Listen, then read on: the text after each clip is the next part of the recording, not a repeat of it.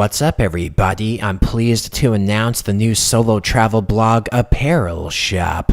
That shop is chock full with all kinds of life-enhancing designs, baby. If you check it out, just make sure you turn off that mature content filter at the bottom. I got that shop link down in the description box. So thanks for listening to this extremely important announcement, and now it's time for your regularly scheduled program. Welcome to Japan, home of the Kobe beef.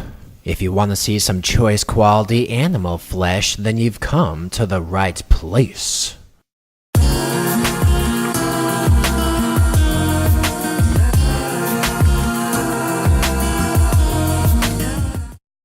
So I was cruising and perusing the mean streets and waterways of Kobe, Japan. Apparently the city's got a rich maritime history as a major port city. I don't know the exact details, but I hear say and I hear tell that there used to be some European and American enclaves in the city back in the day. And because of that, we got some serious historical architecture popping off. Now that's all fine and good, but I didn't come here for the buildings, I came here for the beef, baby. So I sprinted on down to this place called Ishida, a mighty fine Kobe beef establishment. Now just taking one look at that poster they got on the outside, and I felt like this was the choice quality animal flesh for me. And just in case you had any doubts, this place has the seal of the golden cow outside. That's how you know it's legit, sweetie buns. Long story short, I waltzed on into that Kobe beef restaurant like I owned the joint. I started scoping out the lunch menu, and it seemed like they had two basic choices. They had the cheaper version, which was about 6,000 yen, and it was A4 quality Kobe beef, but what's this? We got A5 quality up here? Holy shit.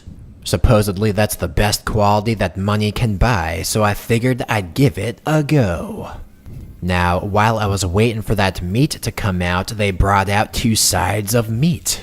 There ain't nothing wrong with having a little meat with your meat, that's what I always say. So I started digging into this choice quality roast beef action. I looked at it for one fraction of a nanosecond, and then I savagely bit down on it like the very fate of mankind depended on it. And whoa baby, that was some soft and succulent roast beef action right there. It had a nice, sweet, almost fruity sauce on it too, and I felt like my life was changed, presumably for the better. Anyway, next up we had some kind of pate popping off over here. I wasn't sure what to make of it, so I just jammed it down the hatch. And that sauce was kinda tangy, but otherwise I didn't think that pate was too flavorful, so I decided to move on with my life, and whoa. Somehow, some way, the Kobe beef maestro slipped that choice quality animal flesh right in front of me, and I didn't even notice it. Next up, that maestro started wheeling and dealing some fixins onto my plate. That first dash is some sea salt, and whoa, we got some Himalayan rock salt all up in this bitch. And whoa, we got some pepper over here. This is fucking incredible. Now at this point I thought that maestro was done, but then he went all up and pulled out the big guns. A little thing I like to call some top shelf mustard. Now, my brain was still busy trying to process all that just happened when suddenly that maestro started setting to work. He was slicing and dicing that choice quality animal flesh with the self-assured confidence of a boss player. I could see a gleam in his eye, and I felt that he had my best interest at heart. In other words, nice fucking Kobe beef maestro right there. Now, while that maestro was busy wheeling and dealing that meat, yet another maestro came over and brought out some salad.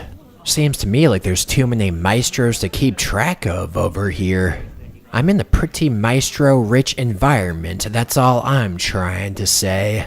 So while that Kobe beef was cooking away, I started munching on that salad to get myself some phytochemicals up in here. Get me some B vitamins and shit. And I gotta say, that was a pretty zesty salad, but not much later that Kobe beef was ready, and you best believe I dropped that salad ASAP. Then I started inspecting that Kobe beef all up close and personal like, and oh man. Take a look at that choice quality animal flesh. So I slowly but surely grabbed myself a piece of that Kobe beef and dipped it into the sea salt. I made sure to get a shitload of salt granules on that Kobe beef, reason being because I'm worth it. Next I feverishly shoved that chunk of meat into my mouth and oh my dogs. Crazy as it may sound, I was actually speechless. I mean, usually people say this meat melts in your mouth, but I think this one melted before it got into my mouth. It was subtle and sophisticated and I loved it to bits. Key takeaway, choice quality animal flesh right there. So for this next piece, I dipped it into that rock salt and bit down on that bad boy and whoa. Somehow, some way, I liked that salt better. It was less salty, if that makes sense. But still, that salt would be nothing without that beef, which made me think, just how is that beef so good exactly? Well, word on the street is those Kobe beef cows get regular massages. They even get to drink beer from time to time. What is this, Club Med? Those fucking cows are living high on the hog. They've even got it better than me, until the day that I eat them, of course. So with that said, I started grabbing even more of that Kobe beef. The maestro told me to mix some of that mustard in with the soy sauce and then dip that beef in there, and I didn't hesitate to try. And overall, that mustard and soy sauce were tasting a tad more subtle than I expected, but I still liked the salt better. I even tried a garlic chip and rock salt combo, but it was still not as good as the rock salt alone, in my humble opinion. Anyway, aside from the Kobe beef, there was also some teppanyaki vegetable action, which was okay. I dipped some kind of broccoli-esque vegetable in some ponzu sauce, and it was decent. They also had some mountain yam, which is what I had here, and they had some red pepper along with some konnyaku to boot. Overall, it was all good, but ain't nothing compares to that beef, baby, even this yuzu sorbet. I guess what I'm trying to say in a roundabout way is that Kobe beef changed my life and touched my heart. Oh, and by the way, if you want to see even more legit Japanese food, then feel fucking free to check out my previous Japanese food video. It's about a restaurant called Tohuya Ukai in downtown Tokyo. And of course, if you want to check out my buck wild new apparel shop, then you can do that as well. I got those links in the description box. And as always, thanks for watching this video. Why don't you leave a comment?